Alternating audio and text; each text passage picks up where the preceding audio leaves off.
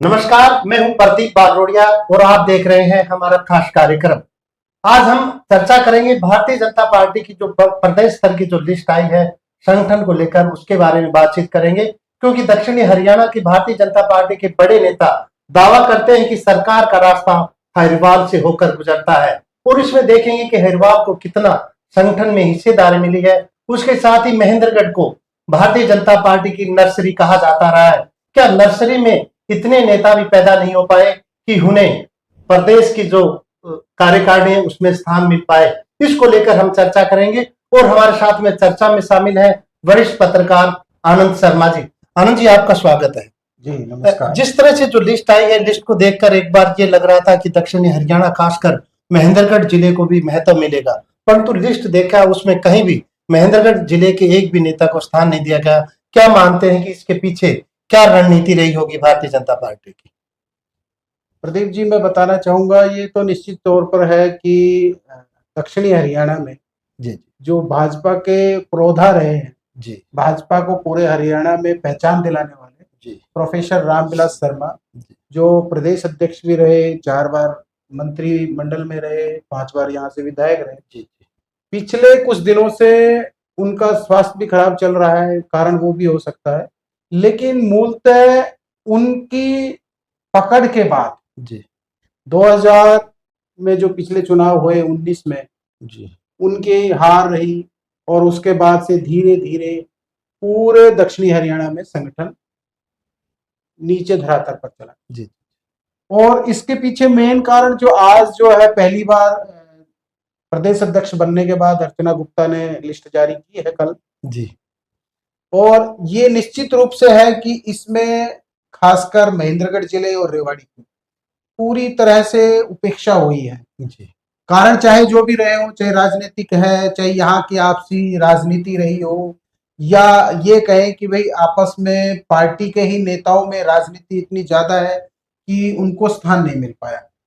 लेकिन ये निश्चित रूप से कहा जाएगा कि महेंद्रगढ़ जिला जो भाजपा की राजनीति का या भाजपा की छावनी जिसे हम कहते थे, और रामविलास शर्मा जी तो खुले मन से ये कहते थे कि भाई भाजपा की जो महेंद्रगढ़ जिला जो है छावनी, जी इसमें ये पदाधिकारियों का कल अर्चना गुप्ता जी ने 36 पदाधिकारियों, विभिन्न प्रकोष्ठ और उपाध्यक्ष, कोषाध्यक्ष, आईटी सेल के नेताओं की घोषणा की उन्होंने।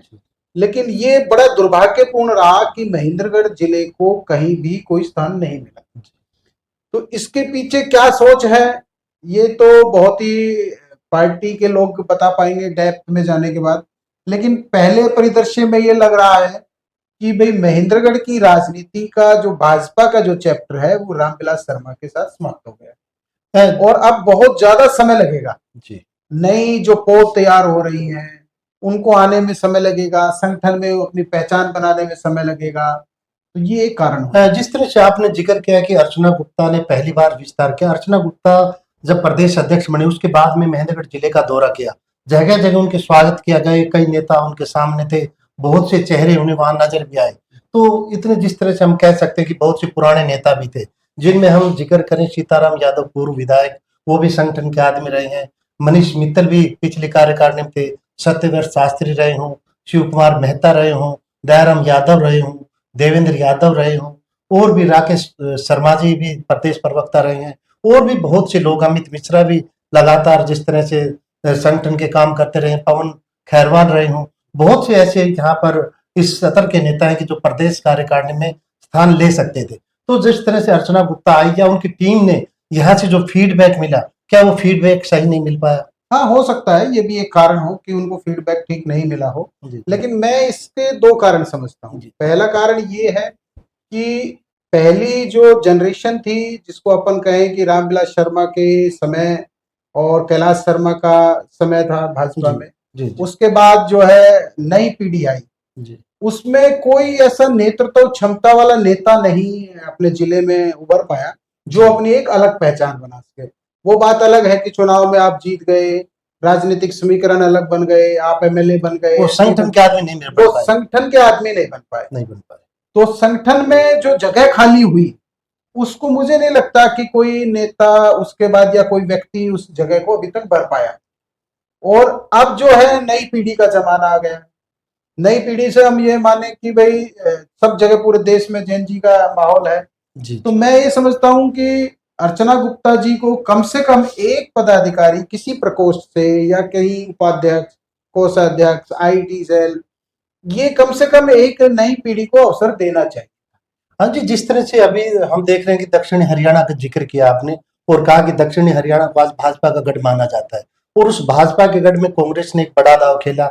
यहाँ पर प्रदेश अध्यक्ष का पद दिया गया, राव नरेंद्र सिंह जी को प्रदेश अध्यक्ष बनाया। तो ऐसी स्थिति में आपको नहीं लगता कि भारतीय जनता पार्टी को यहाँ पर कम से कम प्रदेश उपाध्यक्ष एक मजबूत पद यहाँ पर देना चाहिए था, ताकि यहाँ पर भाजपा का गढ़ है वो बचा रह सके? बिल्कुल, मैं आपकी बात से सहमत हूं और आम लोग भी इस बात से सहमत होंगे।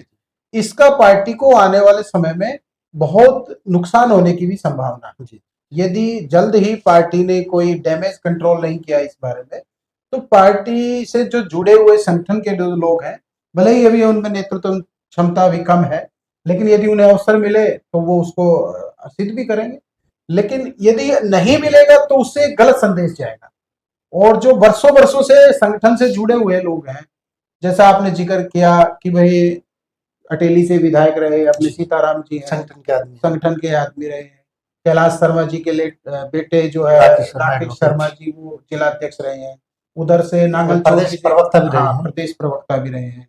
नांगल चौधरी से जैसे पहले जिलाध्यक्ष रहे हैं अपने दयाराम यादव, तो ये इस तरह के लोग हैं, इनको कहीं ना कहीं पार्टी को एडजस्ट करना सत्यव्रत चाहिएगा। शास्त्री जी प्रदेश, हाँ हाँ। गोविंद तो भारद्वाज जी। बहुत गोविंद भारद्वाज जी बहुत सीनियर है, उनको भी कहीं ना कहीं एक चाहे मार्गदर्शन मंडल में ही हो तो उससे नई जो पोद नहीं, है। भारतीय जनता पार्टी में आपने जिस तरह से मार्गदर्शन मंडल का नाम लिया, तो जिस तरह से जो सीनियर नेता वो तो कोई भी नहीं चाहेगा, क्योंकि भारतीय जनता पार्टी ने मार्गदर्शक मंडल का जो पद थे उनकी छवि कुछ इस तरह की है कि जिनको रिटायर करना होता है उसमें डाल दिया जाता है। हाँ, ये कारण रहा है, बहुत पहले से भी चलता आ रहा है। और उसी को देखते हुए मैं ये समझता हूँ कि रामविलास शर्मा जी जो है, उनको भी पिछले कुछ दिनों से पार्टी इग्नोर कर रही है।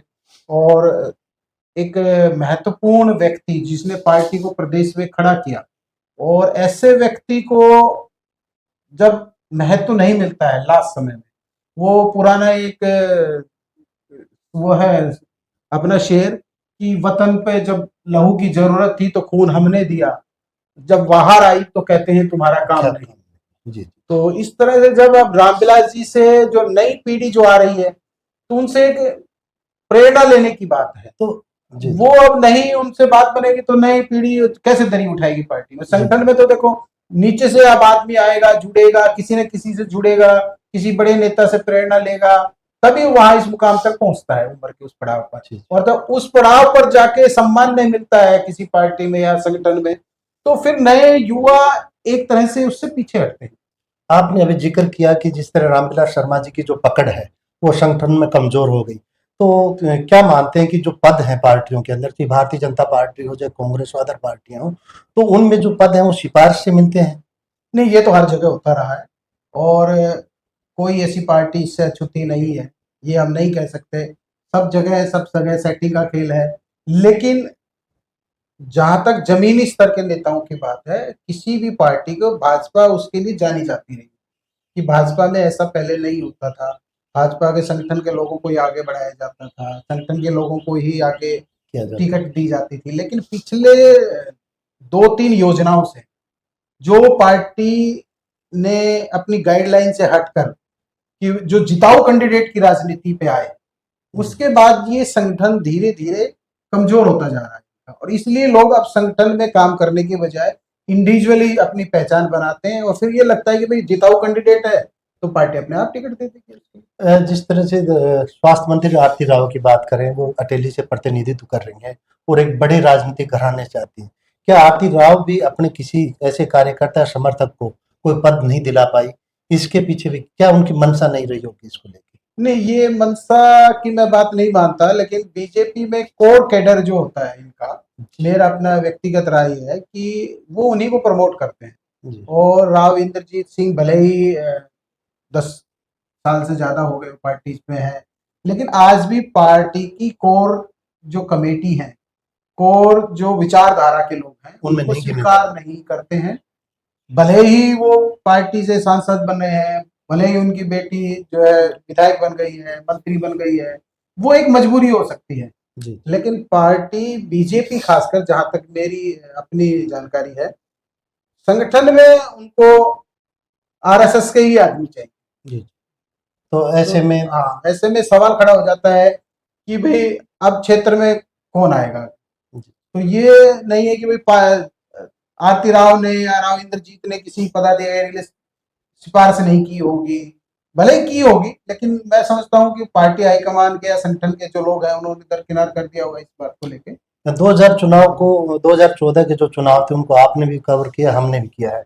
और महेंद्रगढ़ में हमने देखा प्रदेश अध्यक्ष जब रामविलास शर्मा जी थे तो यहाँ पर हुजूम लगता था पूरे प्रदेश के नेताओं का, और उन नेताओं को ढाबों के बाहर चेयर पर बैठकर खाना खाते देखे, बाद में मंत्री भी बने।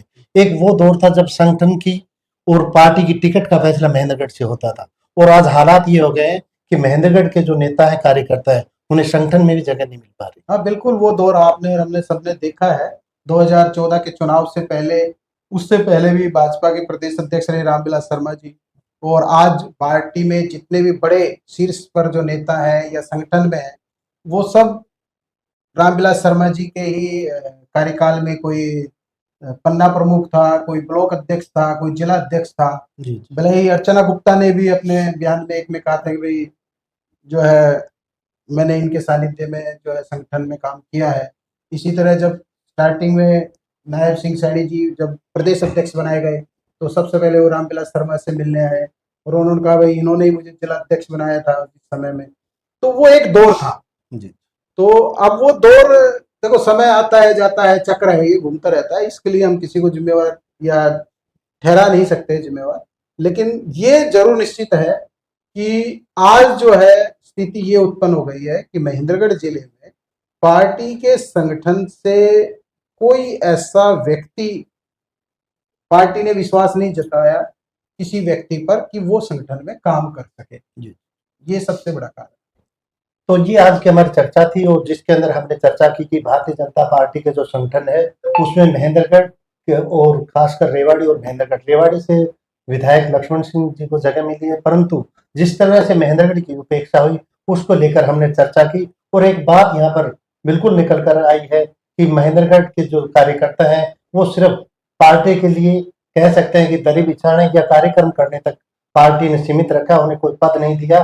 तो इसको लेकर कार्यकर्ताओं में निराशा है वो देखने को मिल सकती है, और इसी तरह से आगे एक नए मुद्दे को लेकर फिर हाजिर होंगे। तब तक के लिए नमस्कार।